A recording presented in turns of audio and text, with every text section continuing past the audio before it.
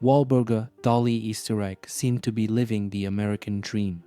Born to German immigrants in the late 1800s, Dolly had grown up modestly but eventually married Fred Oesterreich, a hard-working man who built a thriving business from the ground up.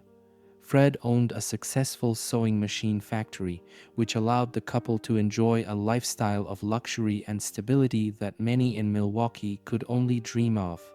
From the outside, their home was a beacon of success, a stately house on a quiet street, beautifully kept with ornate furniture and all the modern conveniences of the time. Neighbors often described Dolly as vivacious and charming, a woman who could light up a room with her presence.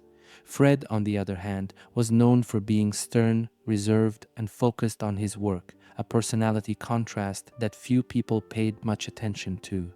After all, they seemed happy enough. But behind the closed doors of their elegant home, Dolly's reality was far from idyllic.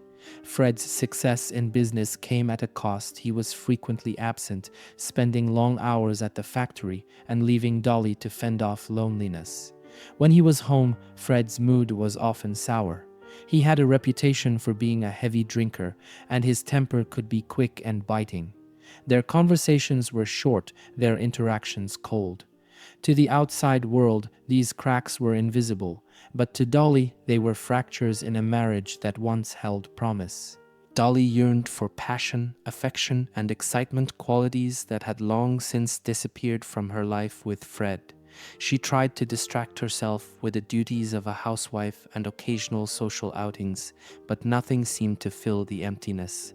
Slowly, discontentment turned to restlessness, and she began to dream of something or someone who could bring her the excitement she craved. This longing for connection would soon lead her down a dark and dangerous path.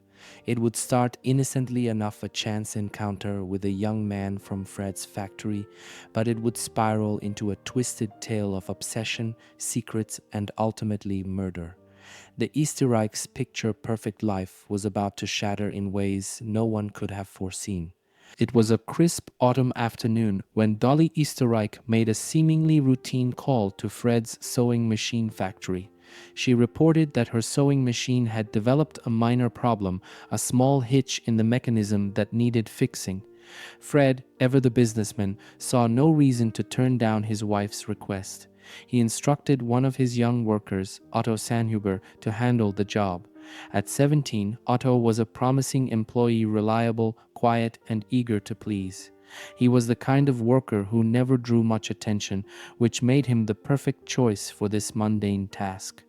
When Otto arrived at the Oesterreich home, he was greeted by Dolly, who, even in her mid-30s, exuded a charm that belied her years.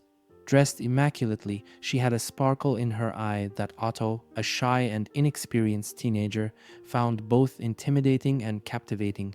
Dolly ushered him into the parlor, where the sewing machine stood. She offered him a smile that lingered just a bit too long, and Otto couldn't help but notice the way she watched him as he set to work. The repair itself was straightforward and quick. Otto worked diligently, his calloused hands making short work of the adjustment. But as he tinkered with the machine, he felt Dolly's gaze fixed on him. She asked him questions not about the sewing machine, but about himself. Where was he from? Did he enjoy working at the factory? Did he have a girlfriend? Her tone was warm and inviting, her interest far more personal than Otto had expected. When Otto finished the repair, Dolly insisted he stay for lemonade, brushing off his polite protests. She seemed genuinely eager for company, and Otto, though nervous, found himself drawn to her. There was something magnetic about the way she spoke, confident, engaging, and utterly unlike the girls his age. As the conversation meandered, Dolly leaned in closer, her laughter ringing out at his awkward attempts to make small talk. Otto, though flustered, began to relax in her presence. It was clear to him that Dolly wasn't just being polite, she was interested in him. It was a realization that left him both exhilarated and uneasy. That day, Otto left the Oesterreich home with a fluttering heart and a head full of questions. He couldn't have known it at the time, but his life was about to take a dramatic turn. What seemed like an innocent service call would mark the beginning of a secret relationship, one that would spiral into an obsession, scandal, and eventually murder. For Dolly, this wasn't just about infatuation. Otto represented something she had been craving for years: excitement, youth, and a chance to escape the confines of her stifling marriage. And for Otto, the attention of a woman like Dolly was intoxicating, a pull too strong for him to resist. The stage was set for a forbidden relationship that would defy convention and unravel into one of the most bizarre true crime stories of the century. What started as a spark of flirtation quickly transformed into a fire neither could extinguish. Dolly Oesterreich and Otto Sanhuber began meeting regularly, their encounters growing bolder with each passing week. At first, Otto returned under the guise of completing minor repairs, a cover that allowed him to slip into the Oesterreich home without raising suspicion. But it soon became clear that their connection was about much more than the excuse of a broken sewing machine. For Dolly, Otto was a revelation, a sharp contrast to her cold, distant husband. Fred provided wealth and stability, but Otto provided something Fred never could: passion, excitement, and the kind of undivided attention Dolly craved. Otto was young and eager, willing to do anything to please her. In Dolly's presence, he felt like more than just a factory worker. She made him feel like he mattered. The dynamic between them was intoxicating. Dolly's boldness matched Otto's youthful naivety, creating a relationship built on both lust and the thrill of secrecy. When Fred left for work each morning, Otto would arrive, slipping through the back door. Dolly would lead him into the sitting room, where their whispered conversations turned into stolen embraces. They laughed together, shared dreams, and created a world that existed only for them. But with every meeting, the risks grew. Fred's long hours at the factory gave them time, but their increasing carelessness was a ticking clock. Neighbors occasionally saw Otto near the house and asked Dolly who he was. She brushed it off, calling him a distant cousin or an errand boy. The lies came easily to Dolly, but Otto, less seasoned in deception, lived in constant fear of being discovered. Despite his anxiety, Otto couldn't resist her. He was a teenager from a humble background, and Dolly's luxurious lifestyle was like a glimpse into a world he never imagined for himself. She pampered him with fine meals and introduced him to comforts he had never known. She became his entire world, and he hers. Still, Dolly wasn't oblivious to the danger. Fred was no fool, and although his focus on work kept him distracted, the signs were there: an unfamiliar scent lingering in the house, misplaced items, and Dolly's increasingly strange behavior. While Fred dismissed most of these as coincidences, the tension in the home grew palpable. For Dolly and Otto, every encounter was like playing with fire, but the risk only seemed to fuel their passion. They believed they could keep their secret hidden, that their bond was untouchable. What they didn't realize was that their reckless pursuit of desire had already set events in motion, events that would spiral into betrayal, murder, and a story so bizarre it would echo through history. Dolly and Otto had created their own little world, but it was only a matter of time before that world came crashing down. They weren't just risking Fred discovering the affair. They were courting disaster, and disaster was waiting just around the corner. The affair between Dolly and Otto burned with an intensity that neither could control. Every stolen moment was filled with passion, but the ever-present fear of discovery loomed over them like a shadow. Fred's long hours at the factory provided opportunities for their trysts, but his unpredictable schedule meant danger was always a heartbeat away. Each creak of the floorboards, each knock at the door, could shatter their carefully constructed secret. Dolly, ever resourceful, began to realize that the arrangement could not continue as it was. The risks were mounting, and with Fred becoming more suspicious of her peculiar behavior, the stakes were higher than ever. Otto, though devoted to Dolly, was also beginning to buckle under the strain. The constant sneaking around, the whispered goodbyes, and the narrow escapes were taking a toll on his nerves. But Dolly was not a woman who let obstacles stand in her way. She needed a solution, and she devised one so outrageous, so unthinkable, that it would cement their affair as one of the strangest true crime stories in history. One afternoon, as they lay together in the afterglow of another risky rendezvous, Dolly turned to Otto with a proposition. "What if," she began, her voice low and measured, "you stayed here with me, permanently?" Otto blinked, unsure of her meaning. "Here, you mean, in the house?" "In the attic," Dolly replied, a mischievous smile playing on her lips. "No one ever goes up there, not Fred, not the servants. It's perfect. You'll be close to me, and no one will ever know." At first, Otto thought she was joking. The idea of living in an attic, hidden away like a ghost, seemed absurd. But as Dolly spoke, painting a picture of their secret life together, her logic began to take hold. She assured him that the attic was spacious enough for his needs, that she would bring him food, books, and anything else he required. In return, he would have to stay hidden, emerging only when Fred was away. The plan was daring and dangerous, but for Dolly, it was the only way to keep Otto close while avoiding suspicion. For Otto, it was both terrifying and tantalizing. The thought of abandoning his meager existence as a factory worker to live in Dolly's world was irresistible, even if it meant sacrificing his freedom. Against all odds, Otto agreed. Within days, Dolly transformed the attic into Otto's hidden sanctuary. She brought up a small cot, a lamp, and stacks of books to keep him entertained. She stocked the space with food and water, ensuring he wouldn't have to leave. It was far from luxurious, but Otto didn't care. For him, the attic became a refuge where he could exist solely for Dolly. The arrangement worked for a time. Otto adapted to his new life, spending his days in silence, reading and writing pulp fiction stories to pass the hours. At night, when Fred was at the factory or out drinking, Otto would creep down from the attic to be with Dolly. They reveled in their stolen moments, confident that they had outsmarted the world. But life in the attic wasn't without its challenges. Otto had to be constantly on guard, listening for every sound that might signal Fred's return. Dolly, too, had to maintain an air of normalcy, all while ensuring that her husband never ventured upstairs. It was an arrangement born of desperation and desire, but it was far from sustainable. Dolly and Otto had created a fragile illusion of control, but they were playing a dangerous game.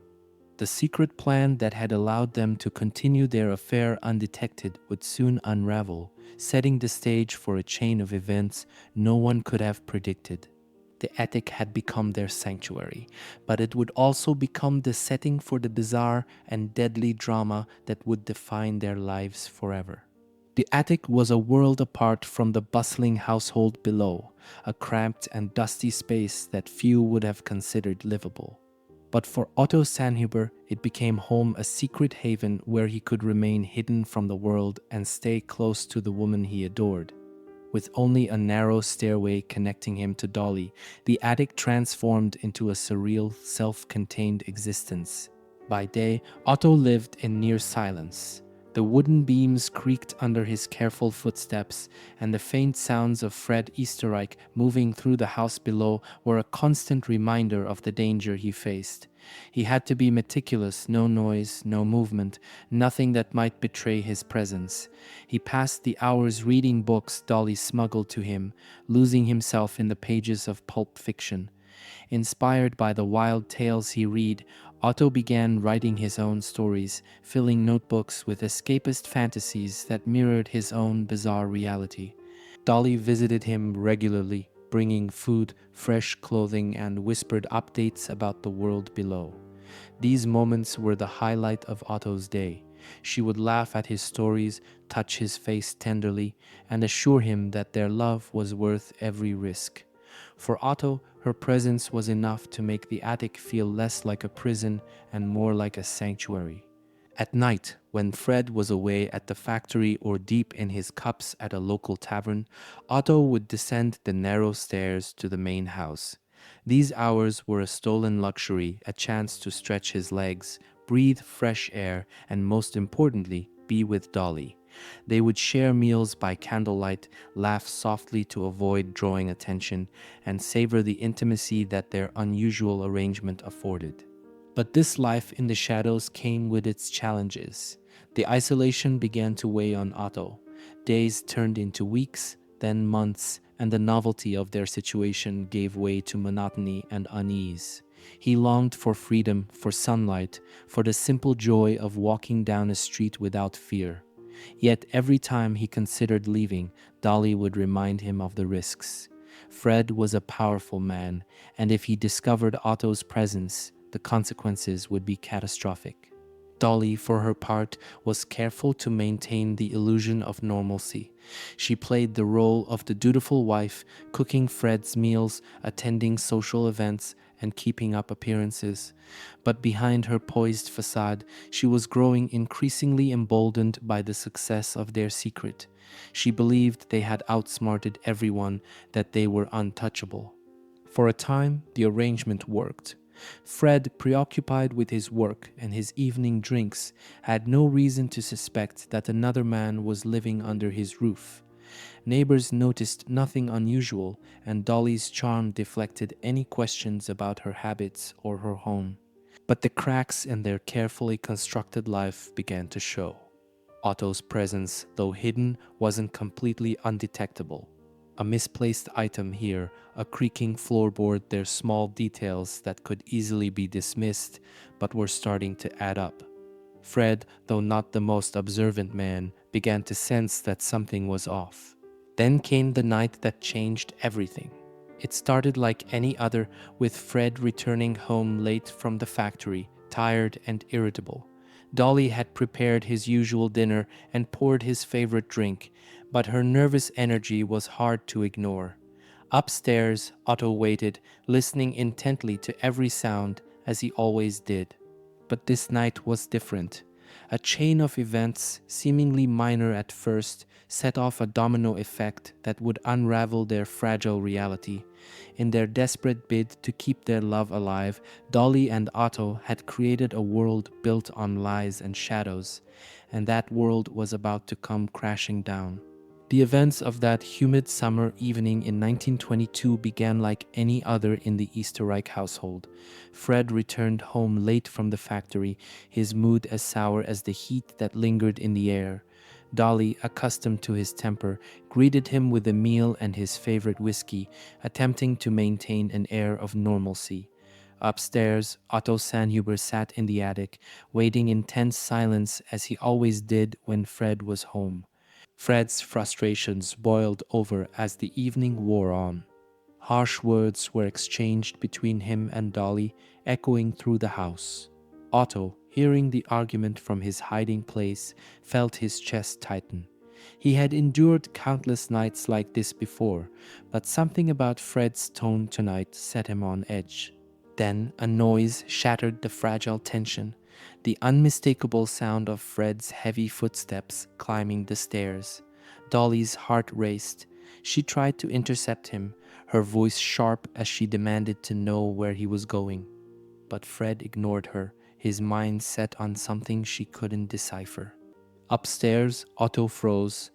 The attic door was locked, but Fred's proximity made his pulse pound. Was he suspicious? Had Dolly slipped? Or was this just a drunk man's aimless wandering? Fred turned back down the stairs before reaching the attic, and Dolly breathed a sigh of relief. But the reprieve was short-lived. The argument resumed, louder and more volatile this time. Otto, unable to bear the tension, made a fateful decision. Grabbing a pistol Dolly had hidden in the attic for emergencies, Otto crept down the narrow stairs. The room below was a storm of shouting, Fred's voice booming and Dolly's shrill with desperation.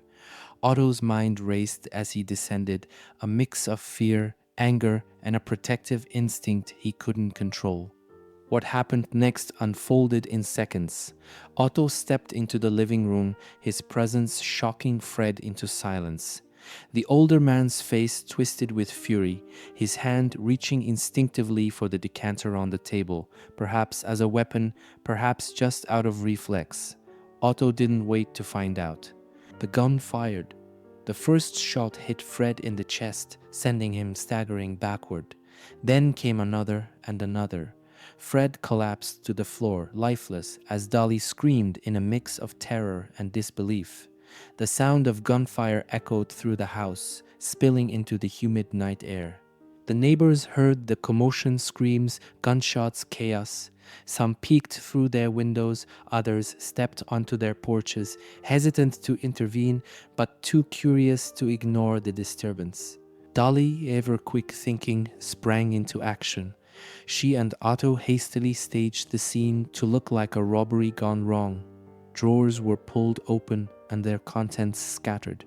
Valuables were thrown to the floor but left untouched, as if the intruder had been interrupted. Otto disappeared back into the attic, taking the pistol with him. When Dolly called the police moments later, her voice was panicked but rehearsed. She told the officers that a burglar had broken into their home, attacked her husband, and fled before she could even catch a glimpse of them. When the police arrived, they found Fred lying face up in the living room, his blood pooling around him. The house was indeed ransacked, but something about the scene felt off. The valuables remained in plain sight untouched. And while Dolly's story was dramatic, her composure struck some officers as unnervingly calm. For now, Dolly's explanation was accepted. After all, Fred's death seemed to fit the narrative of a violent home invasion. But as investigators began to piece together the details, cracks in her story would begin to show. Fred Oesterreich's murder was only the beginning of a tangled web of lies, obsession, and deceit that would soon unravel in ways no one could have imagined. The stage was set for one of the strangest true crime tales in American history. At first glance, Fred Oesterreich's murder appeared to be a tragic case of a robbery gone wrong. The ransacked living room, scattered belongings, and the bullet-riddled body all seemed to support Dolly's story. But as investigators delved deeper, inconsistencies began to surface. For starters, the most glaring detail was the supposed motive. Robbers don't leave valuables behind, yet Fred's expensive watch, cash, and other high-value items were untouched. It was as though whoever had ransacked the house wasn't interested in stealing. Then there was Dolly herself. She told the police she had been trapped in a closet during the attack, claiming the intruder had locked her in before fleeing. But when officers examined the lock, they discovered it could only be locked from the inside.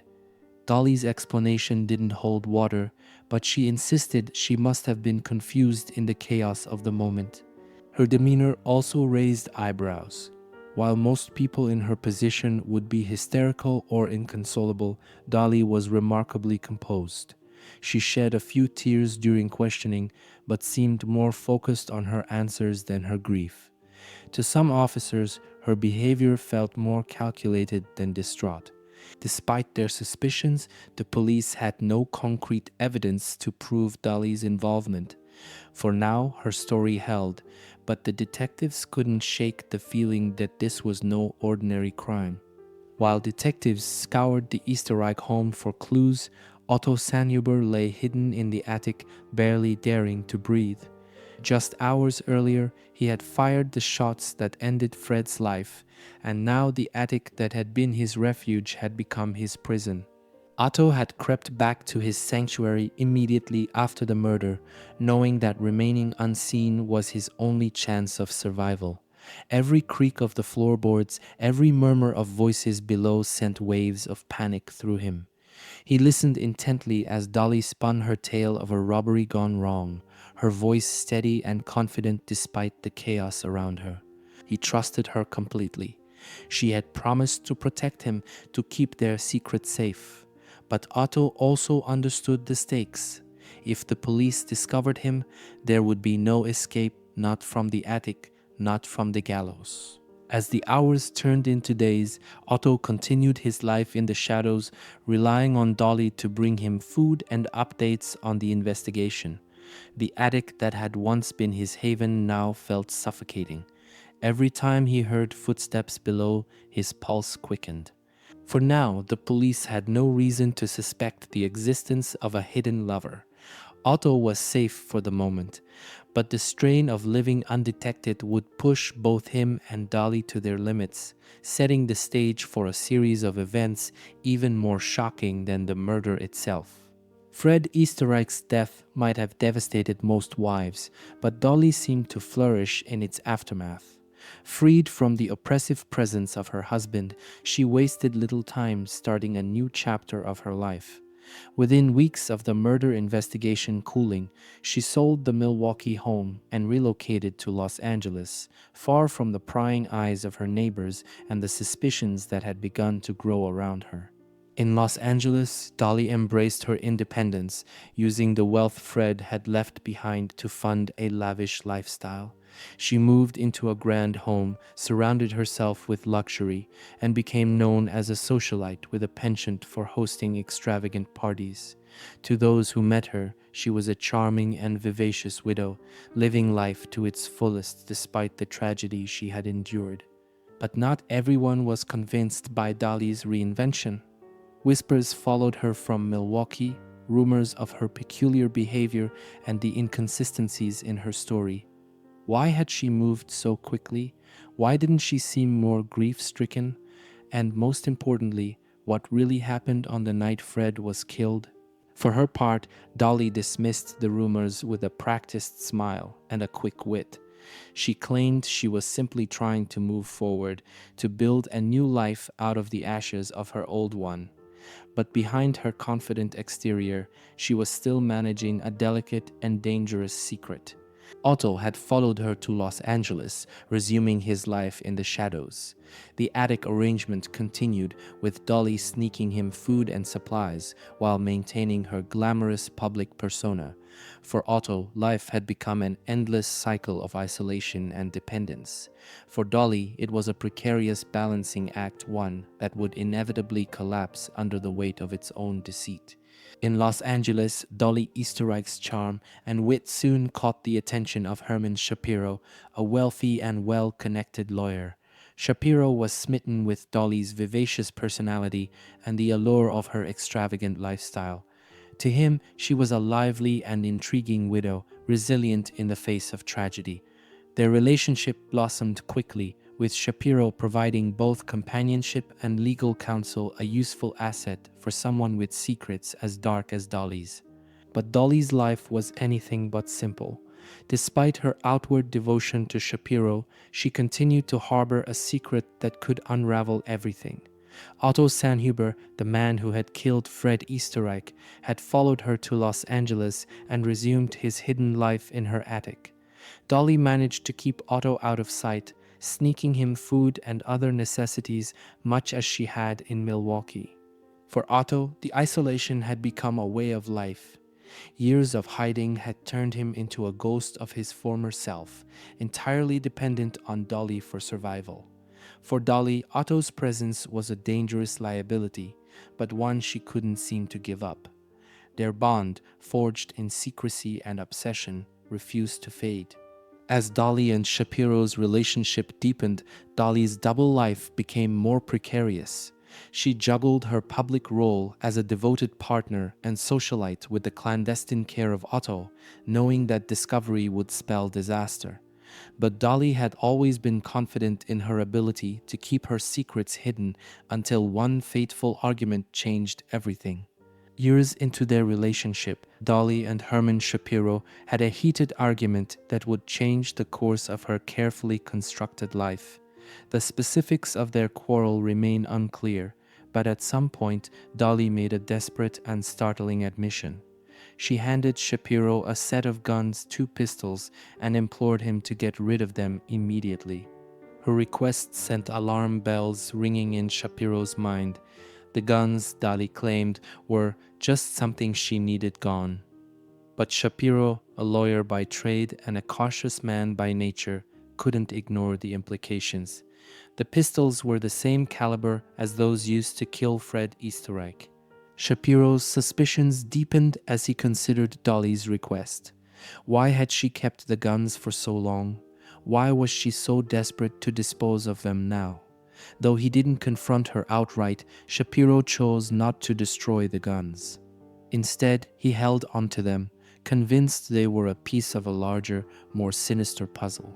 In the days that followed, Shapiro began to question everything he thought he knew about Dolly. Her charisma, her charm, and even her grief over Fred's death, all of it now seemed like a carefully curated facade. Driven by a growing sense of unease, Shapiro made a decision that would bring Dolly's past crashing into her present.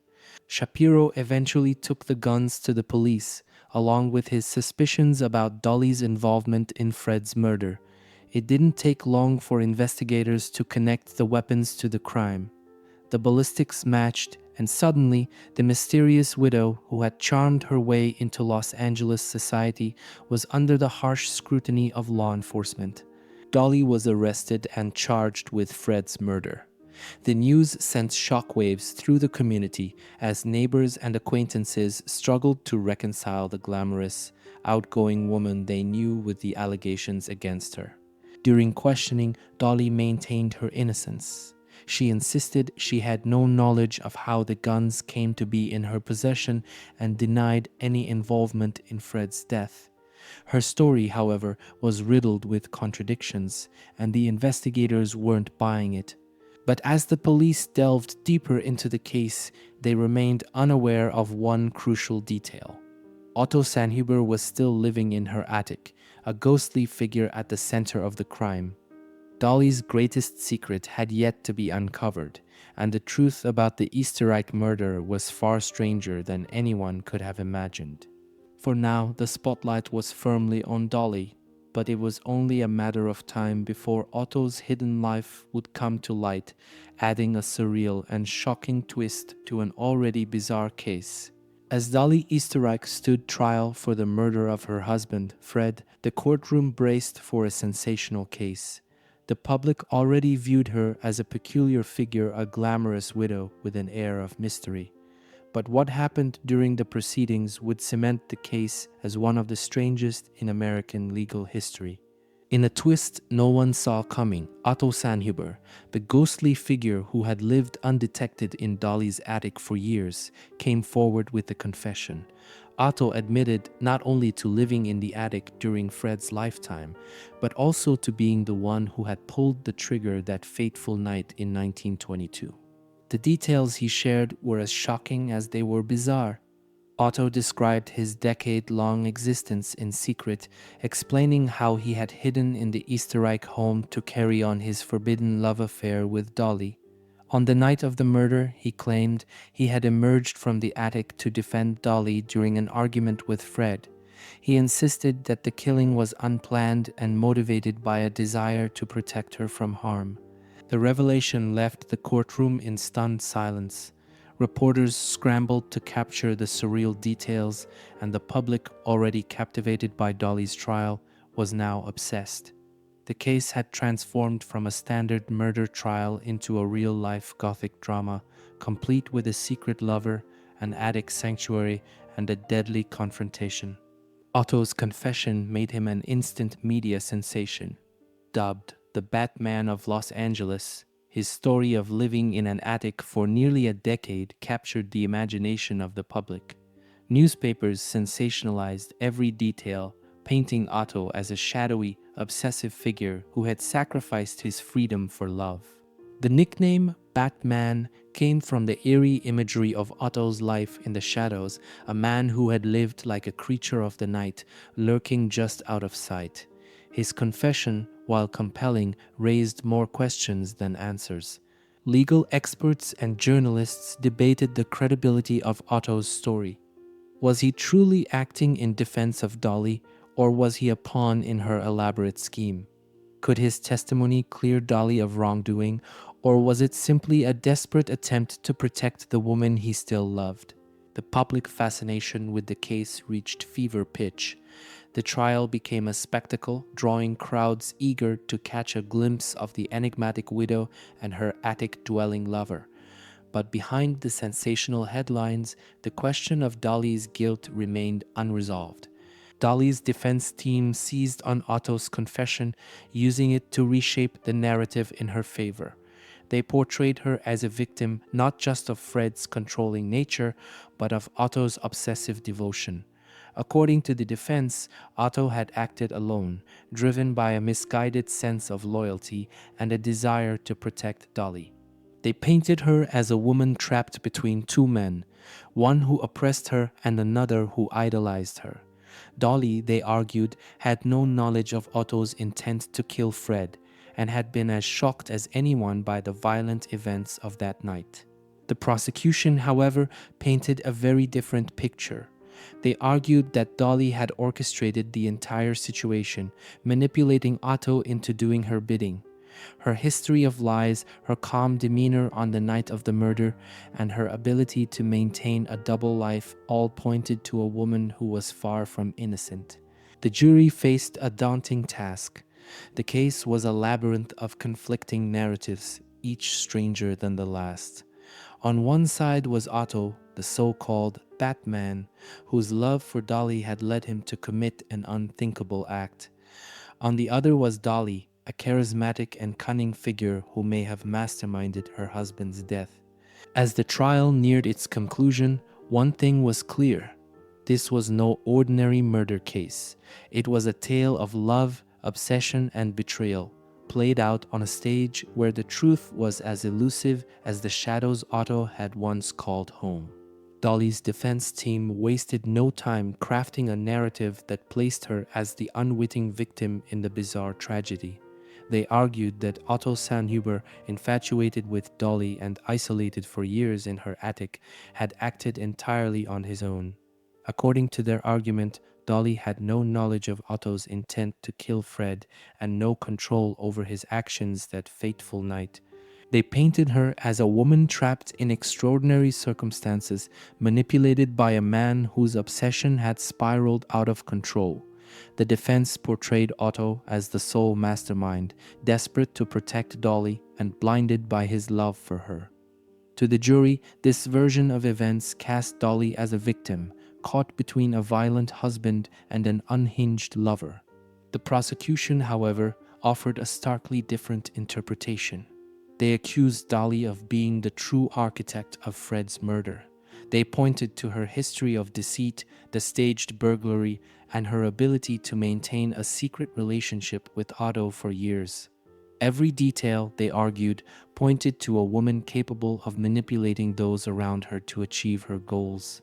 The jury was left to sift through the conflicting narratives, torn between the defense's portrayal of Dolly as an unwitting victim and the prosecution's argument that she was the true mastermind. The truth, shrouded in layers of deception, remained elusive. Despite the drama of the trial, Otto Sanhuber's fate was relatively swift. His confession, though shocking, left little doubt about his involvement in Fred Oesterreich's death. He was convicted of manslaughter, but due to the passage of time since the crime, he was sentenced to time served. When Otto walked free, the public's fascination with him lingered. His bizarre existence as a secret attic dweller and his unwavering devotion to Dolly made him a figure of both pity and curiosity. He faded into obscurity after his release, leaving behind a story that would continue to mystify true crime enthusiasts for decades. Dolly's trial, in contrast, ended in a dramatic mistrial. The jury, unable to agree on her guilt, was hopelessly deadlocked. With no clear resolution, prosecutors ultimately decided not to pursue a retrial. Dolly walked free, but her life would never be the same. Her reputation, once that of a charming socialite, was now irreparably tarnished.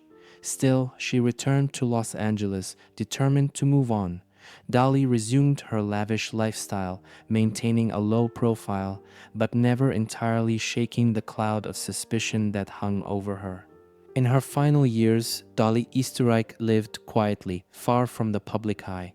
Though she had escaped conviction, the scandal and scrutiny of her trial had marked her life forever. She passed away in the 1960s, leaving behind a legacy as one of the most enigmatic figures in true crime history. Dolly's death closed the chapter on a story that had captivated the nation, but the questions surrounding her role in Fred's murder remained unanswered. She took many of her secrets to the grave, leaving the world to speculate about the true nature of her relationship with Otto and her involvement in the crime. Even decades later, the case of Walburga Dolly Oesterreich leaves behind more questions than answers. Was Otto truly the mastermind, or was he a pawn in Dolly's larger scheme? Did Fred suspect the affair and simply choose to ignore it, or was he oblivious to the man living in his attic? The motivations and dynamics of the relationships involved remain a mystery. Was Dolly a cunning manipulator who orchestrated every detail of Fred's murder? Or was she a woman caught in a whirlwind of obsession and desperation, struggling to control the men in her life? The lack of definitive answers has only added to the case's mystique, making it a source of endless speculation and debate among true crime enthusiasts. The story of Walburga Dolly Oesterreich continues to intrigue and bewilder. It defies logic, revealing the darkest corners of human behavior and the lengths people will go to for love, power, and survival. Dolly and Otto's bizarre relationship, built on secrecy and obsession, stands as one of the most peculiar chapters in true crime history. The case, with its layers of deception, passion, and tragedy, invites us to ask ourselves, what drives people to commit such extraordinary acts? Was this a crime of passion, or was there something far more sinister at play? What do you think? Let us know your thoughts in the comments. This story may have concluded, but the mystery remains as captivating as ever.